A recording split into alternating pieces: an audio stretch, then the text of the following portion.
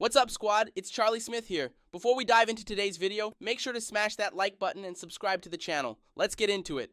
In the early hours of October 24th, 2024, U.S. Marshals arrested Lil Durk in Broward County, Florida, while he was allegedly attempting to flee the country. Known for rapping about the resilience it takes to survive life's hardships, Lil Durk now faces the grim reality of potentially spending the rest of his life behind bars. Authorities had been investigating him for over 2.5 years, with one of his OTF associates reportedly even wearing a wire. If convicted, Durk could face a minimum sentence of 30 years, and at worst, the death penalty. Back in 2020, Durk's close friend and fellow OTF member King Von was fatally shot in Atlanta, leaving a deep scar in Durk's life that the internet seemed relentless in keeping raw. After Von's death, the public's calls for Durk to seek revenge grew louder, pressuring him to slide for Von. This street expectation never ceased, a weight Durk even referenced in his music to reflect the intensity of the public's demand. Durk cap, he ain't slide for Von. Yeah, his ass silly.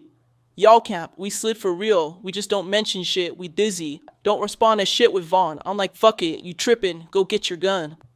What started as online taunts eventually transformed into a real-life expectation that Durk couldn't quite shake, despite denying it publicly. Then, in August 2022, violence reignited in Los Angeles. Quando Rondo, the rapper linked to Von's death, was ambushed in broad daylight. The shots missed Rondo himself, but tragically claimed the life of his cousin, Lil Pab. When Von was killed outside an Atlanta nightclub in November 2020, it struck a heavy blow to Chicago's hip-hop community, leaving Durk at a crossroads he's been navigating ever since. This wasn't just a personal tragedy, it was a public ordeal, and fans, alongside the internet as a whole, made sure Durk never forgot it. They demanded something only street justice could satisfy. After King Von's death, this intense pressure began to weigh heavily on Lil Durk. Von was like family to him, and as he grieved, the internet seized on his pain, relentlessly chanting, "Slide for Von." They be saying slide for Von. I think they trolling me. Yo, by the way, that song is fire, I ain't gonna lie.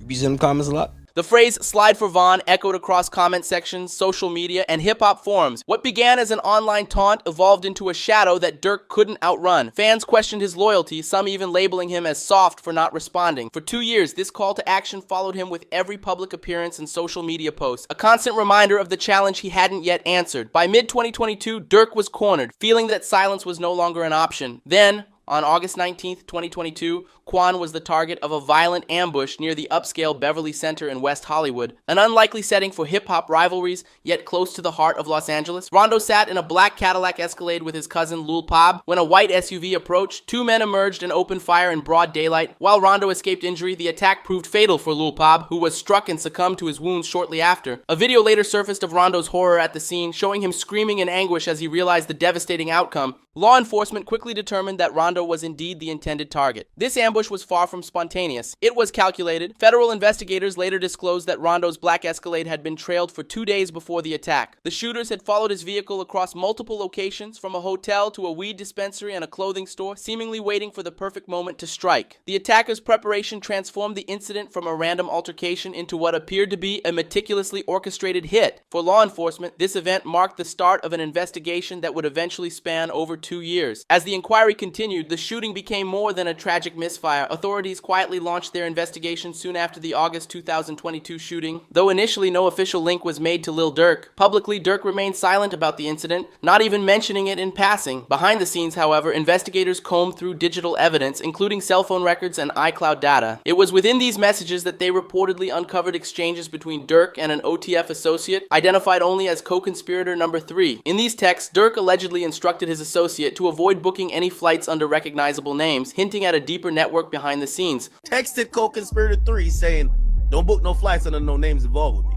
Another message between Durk and a co-conspirator included a directive to keep certain activities under the radar. In one text, Durk wrote, "Don't book no flights under no names with me," a phrase that became a critical piece of evidence. What investigators uncovered pointed to a deliberate setup, not just a scattered collection of messages. This particular text, when matched with flight records and hotel bookings, painted a picture of serious premeditation. According to prosecutors, Durk's close associates had used OTF-linked credit cards to arrange car rentals and one-way flights for at least 5 individuals, transporting them from Chicago to Los Angeles just a day before the ambush on Rondo. The evidence suggested a coordinated effort, revealing layers of planning that made the incident appear less like a random encounter and more like an orchestrated operation. Yeah, and the guy that was on the private jet with them went to go buy a ski mask for the shooters and got the guns and then paid for the hotel room. Investigators didn't stop there. Bank records revealed that just hours after booking these arrangements, Durk had arranged a private jet to Los Angeles for himself and another alleged co-conspirator known as Cuz.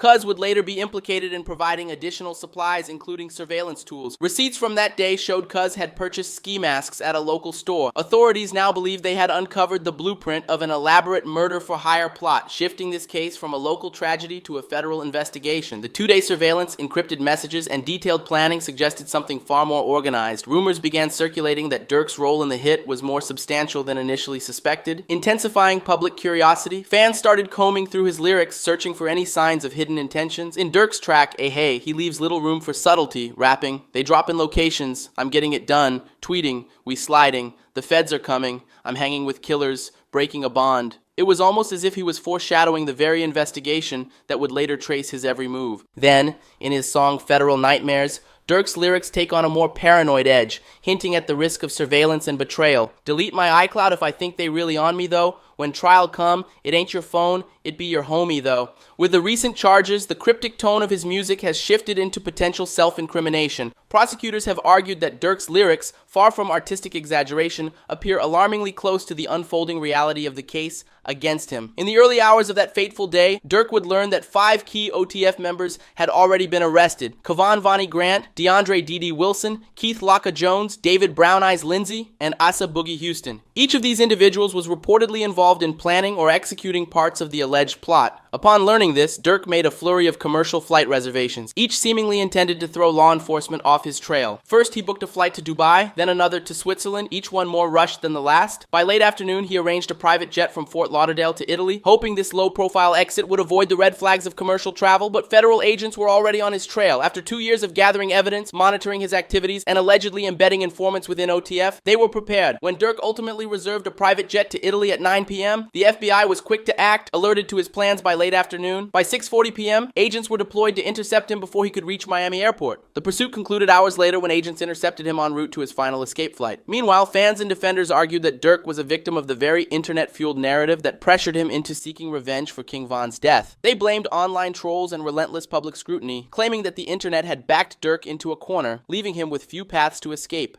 In the days following his arrest, many questioned if, with all his success, Lil Durk could have chosen a different path and avoided the road that led him here. For now, the rapper remains held without bond, awaiting transfer to California, where he faces charges of conspiracy to commit murder for hire. These charges carry the gravest of consequences: life in prison or possibly the death penalty.